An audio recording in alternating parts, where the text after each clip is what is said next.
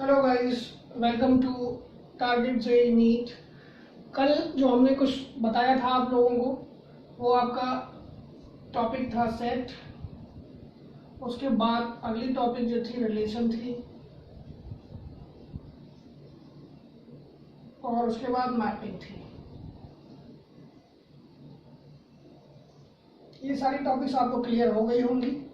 तो आगे हम स्टार्ट करते हैं नेक्स्ट टॉपिक पे जो हमारा फंक्शन है। अब अगर फंक्शन के बारे में हम देखते हैं तो फंक्शन होता क्या है ये बताते हैं। If A and B are two sets, कैसे हैं, such that every element of A is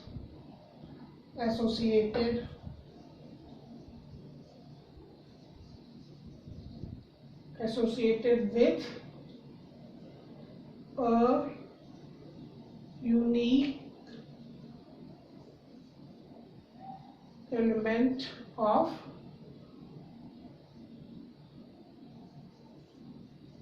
B। अगर ऐसा होता है then it is known as function। ठीक है, function if A and B are two sets such that every element of A is associated with a unique element of V then it is known as function। अब अगर ये function हो गया तो इसको represent कैसे करते हैं, रिप्रेजेंटेड बाय, इसको हम ऐसे भी लिख देते हैं f such that A to B। f का क्या है, जो हमने पहले पढ़ा था रिलेशन होता है, A का B में क्या रिलेशन है। अब यहाँ क्या होगा कि हमें इनके बारे में भी डिफाइन करना पड़ेगा, तो ऐसे लिख देंगे fx is equal to y. ये हमारा फंक्शन हो गया। अब अगर ये आपको समझ में आ जाता है तो हम यहीं से आगे बढ़ते हैं। फंक्शन को हमने रिप्रेजेंट कैसे किया, एफ ए टू बी और लिख दिया इसको f x is equal to y. अब यहां से क्या पता चल रहा है, इसका मतलब है x बिलोंग्स टू a। ठीक है, x क्या है, a का एलिमेंट है। इसका मतलब है x, a के जितने एलिमेंट है वो x के रूप में आ जाएंगे। इसी तरीके से क्या होगा, y बिलोंग्स टू b। अब इसका ये क्या कह रहा है, इसका मतलब क्या हुआ, ये तो फंक्शन है आपका। ठीक है, इसका मतलब है हर x के लिए हमें क्या करना होता है, फंक्शन को डिफाइन करना पड़ता है, y को डिफाइन करना पड़ता है। जब ये चीज आपको क्लियर हो जाती है तो फंक्शन को जो रिप्रेजेंट करते हैं, दो तरीके से रिप्रेजेंट करते हैं। पहला मेथड जो होता है रिप्रेजेंट करने का, तो वो आपका होता है मैपिंग मेथड। पहले इसको कर लेते हैं। दूसरा मेथड जो होता है बाय ऑर्डर पेयर मेथड।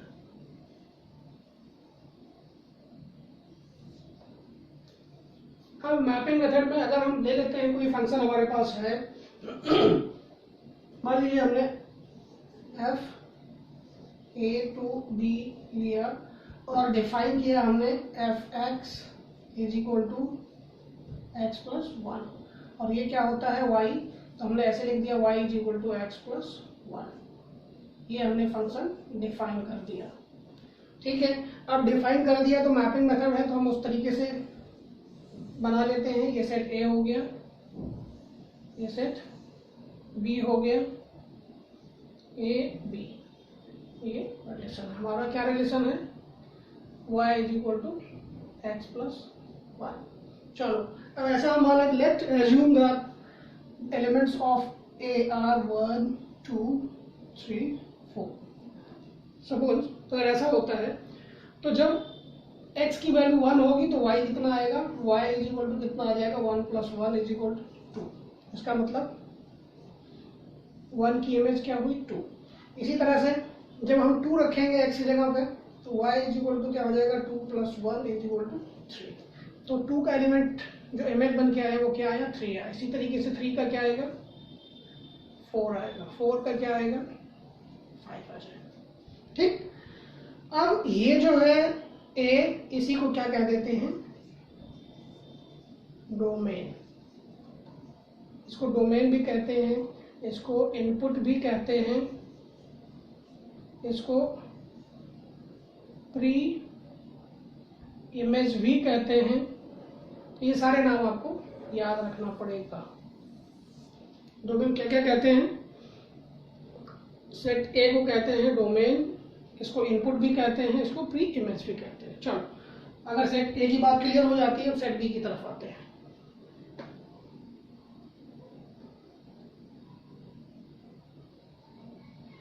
ये जो बी है इसको क्या कहते हैं, इसको जो लिखते हैं कोडोमेन,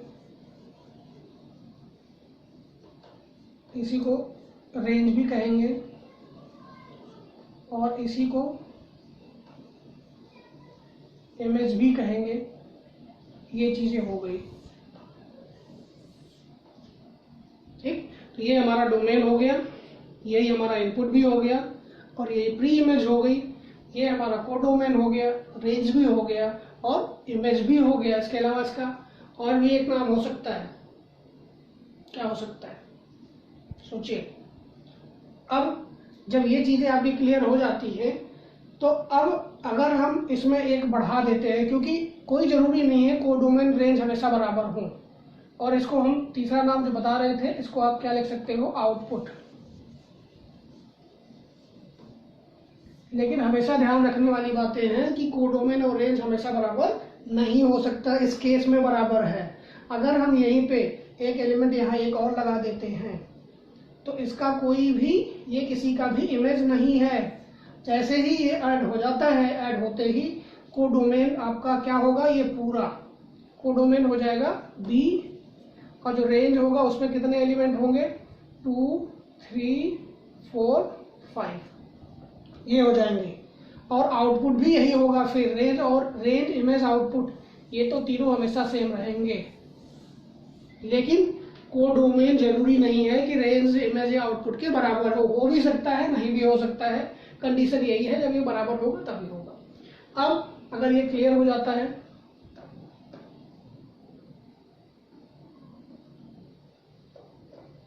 ये चीज था, तो इसमें जो हमने बनाया हुआ था फिगर को दोबारा बनाते हैं क्योंकि हमें एक्सप्लेन करना है आपके नेक्स्ट ऑर्डर पेयर को। ये ए है, ये बी है। यहाँ क्या था 1 2 3 4, यहाँ 2 3 4 5। तो ऑर्डर्ड पेयर फॉर्म में जब रखेंगे तो हम क्या लिखेंगे, बी को अगर ये फंक्शन है फंक्शन को ऐसे लिख देंगे, क्या लिखेंगे 1 का 2 के साथ पेयर है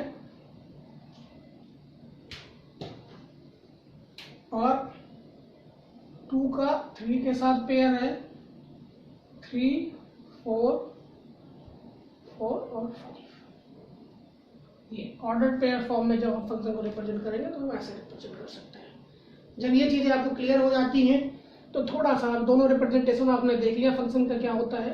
अब इस फंक्शन में थोड़ा सा और चीजें मैं बताता हूं आगे की। ये चीजें ऐसे ही रहना देता हूं। अगर हमने बोल दिया इनवर्स ऑफ अ फंक्शन, किसी इनवर्स फंक्शन का इनवर्स। अब जैसे यही फंक्शन है, मुझसे पूछा जाए inverse of this function is possible और नॉट, तो इसमें क्या करना होगा। अभी तक क्या था, जब इनवर्स, अभी ये क्या है डोमेन है, ये क्या है रेंज है। इनवर्स करेंगे तो ये क्या बन जाएगा डोमेन बन जाएगा और ये रेंज बन जाएगा। बिकॉज जैसे ही इनवर्स की बात करते हैं, एफ इनवर्स ये एफ के लिए है, ये एफ इनवर्स के लिए है, तो यहाँ क्या हो जाएगा, ये डी हो जाएगा और ये आर हो जाएगा। उस केस पे भी यदि सेटिस्फाइड हैं, लेकिन अगर यहीं हम एक एलिमेंट फिर से लगा देते हैं तो ये फिर सेटिस्फाइड नहीं होगा। अब उसकी वजह क्या है, उसके लिए पहले हम इसकी कुछ डेफिनेशन बताते हैं, जिसके बेस पे आप ये डिसाइड कर पाओगे कि कैसे पता चला कि ये फंक्शन है कि नहीं है। Rules to determine a function.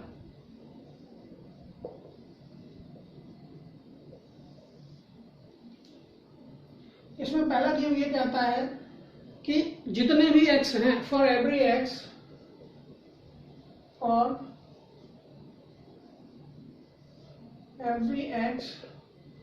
There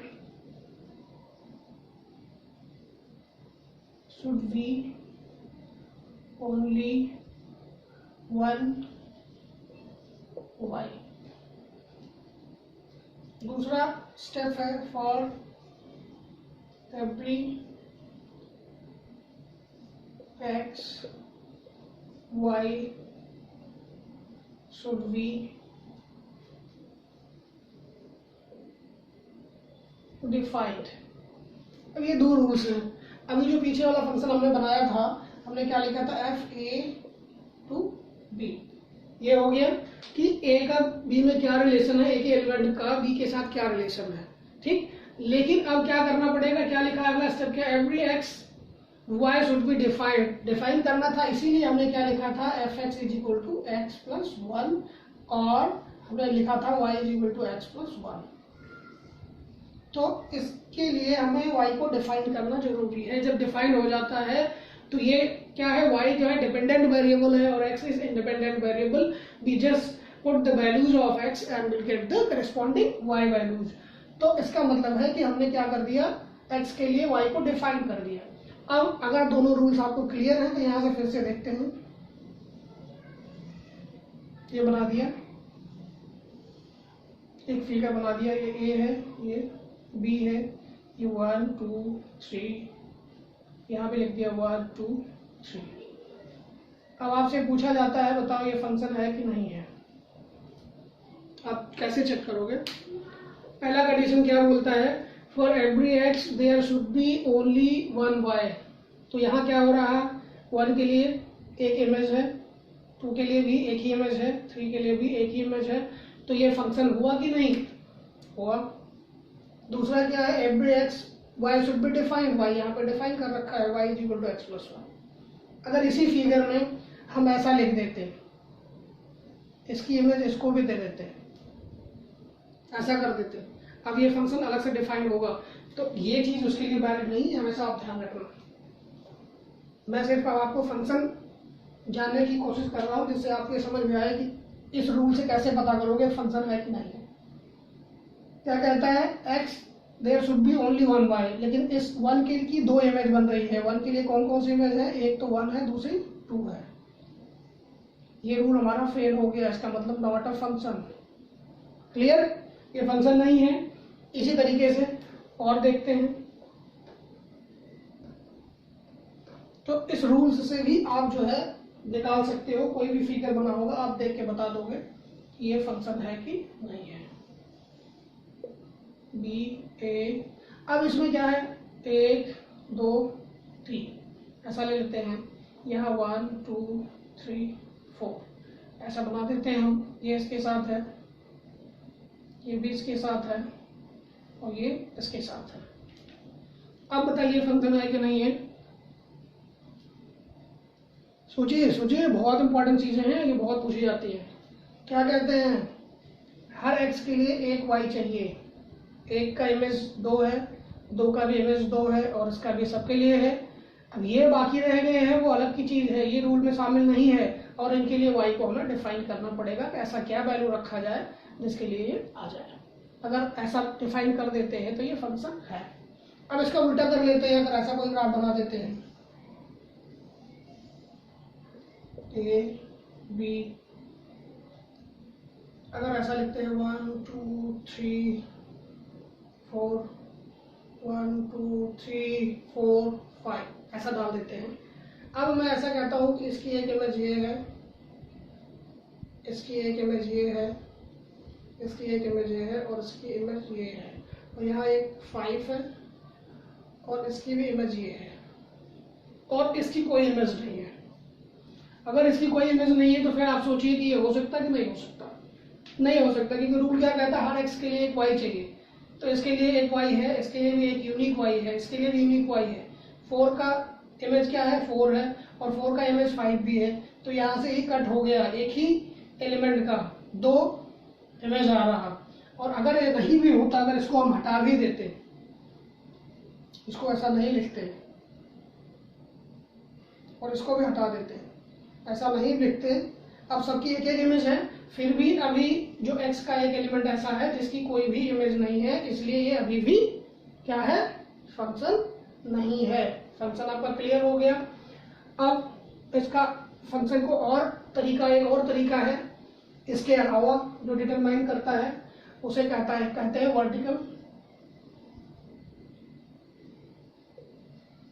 vertical line method. Vertical line method में मान लीजिए कोई फंक्शन ले लेते हैं f(x) is equal to x³ minus x, ठीक है। अब अगर ये फंक्शन है, इसका हमें बताना है कि आप बताओ इज दिस अ फंक्शन और नॉट, ऐसा। तो इसके लिए हमारे पास दो तरीके हैं। मैंने पहले भी बोला था कि अगर हमें कोई भी फंक्शन दिया हो और या कोई भी हमें दिया हुआ हो, जैसे यहाँ पे हमें एक्सप्रेशन दिया है, फंक्शन दे दिया, वैल्यू दे दी, हमें क्या चेक करना है, ये फंक्शन है कि नहीं है। तो उसके लिए हमें क्या करना है, दो तरीके हैं, या तो हम मैपिंग से चेक करें या तो ऑर्डर पेयर से चेक करें। अब इसके लिए अगर मैं पहले इसको सॉल्व कर लेते हैं, तो ये आपका क्या बन जाएगा, is equal to x, common ले लिया हमने, तो x² माइनस 1 हो गया। इसका मतलब हो गया x माइनस 1 और x प्लस 1। अगर इसको 0 करना है तो इसके टर्निंग पॉइंट क्या क्या हो जाएंगे हमारे पास, 1 0 माइनस 1, सब पे ऑड पावर है, तो इसका मतलब ये प्लस हुआ, ये माइनस हुआ, ये प्लस हुआ और ये माइनस हो गया।